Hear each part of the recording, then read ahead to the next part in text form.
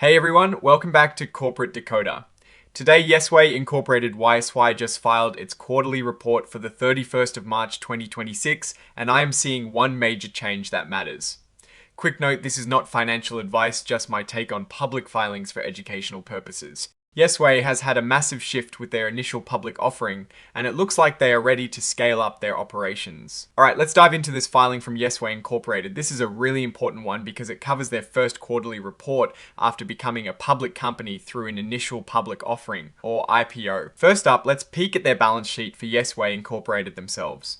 This is where they show what the company owns and owes. As of the 31st of March 2026, they report total assets of just $1 and total stockholders' equity of $1.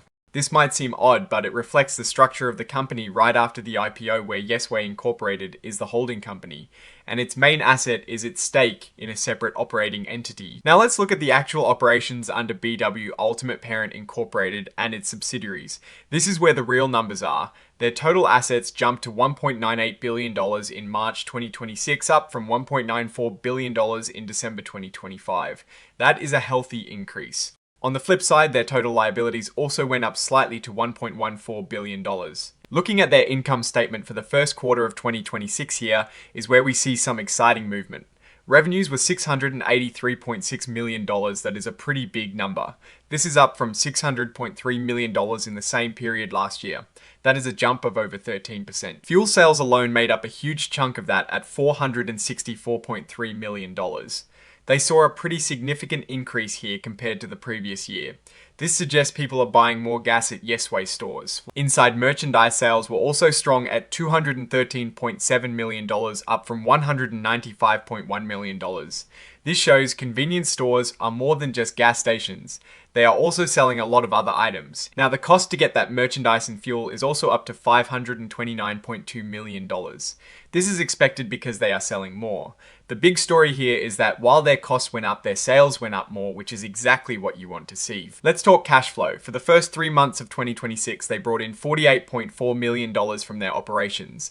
This is a big jump from just $13.6 million in the same period last year. This is a really positive sign showing their core business is generating significantly more cash. In terms of investing activities, they spent $13.5 million.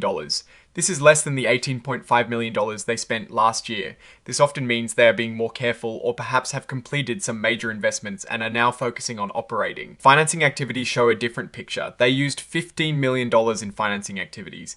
This is a big decrease from last year. This decrease is mostly about decreased net borrowings, which means they are paying down debt or taking out less new debt. Now for some of the finer print, they have a plan to sell 29 stores in Iowa and Kansas. They expect to make the sale within 2026. This is interesting because it shows they are strategically focusing their business possibly on more profitable areas. Their property and equipment are valued at $860.4 million, which is down slightly from $868.6 million. This decrease could be due to depreciation or perhaps selling off some older assets. Let's look at their debt as of the 31st of March 2026. Their total debt, including all liabilities, was $649.5 million. This is down from $659.4 million at the end of 2025. This is good news. They are reducing their overall debt. Remember that IPO we talked about? It happened on the 23rd of April 2026. They sold over 16 million shares for about $301 million. This cash infusion is huge for them, and they used a good chunk of it to pay off some expensive preferred stock and reduce their revolving credit facility debt. Now let's hear from management in their own words. They are proud of their growth since 2015, operating under brands like Yesway and Allsups. They highlight their strong food service offering and their expansion into new markets through acquisitions and building new stores. They confirmed the IPO raised about $301.1 million, and this money was used to buy more ownership in their main operating entity. This strengthens their financial position. They are really focused on fuel profitability. For the first quarter of 2026, their fuel margin was 49.4 cents per gallon. That is a significant increase from 35.9 cents per gallon last year. This higher margin combined with selling more fuel gallons is a major driver for their improved results. Inside merchandise sales are also looking good. Profitability here increased by 9.8% on a same-store basis. This is due to higher sales as well as better pricing and a shift in what they are selling. Looking at same-store sales, something that measures how existing stores are performing without new openings or closings, we see solid growth. Fuel sales profit up 38.5% and merchandise profit up 9.8%. This shows their core business is performing well. Overall revenue increased by 13.9%. This was driven by both more fuel sales and stronger inside merchandise sales. The increase in fuel sales was due to higher prices and more volume. Cost of goods sold went up, but as we discussed, sales went up even more. For salaries and employee benefits, things stayed pretty stable. Selling general and administrative expenses also saw a small increase, but they noted some IPO-related costs were capitalized, so the true operational increase might be lower. Now let's look at adjusted EBITDA, a measure that tries to show the underlying profitability of the business excluding certain expenses. For the first quarter of 2026, it was $59.2 million, a big jump from $27.8 million last year.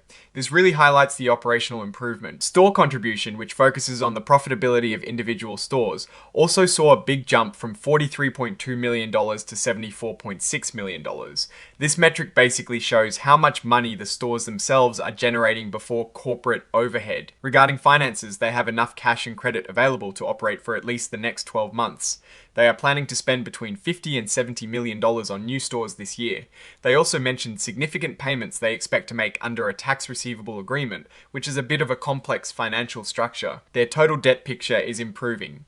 Total debt and other obligations are down to $649.5 million from $659.4 million.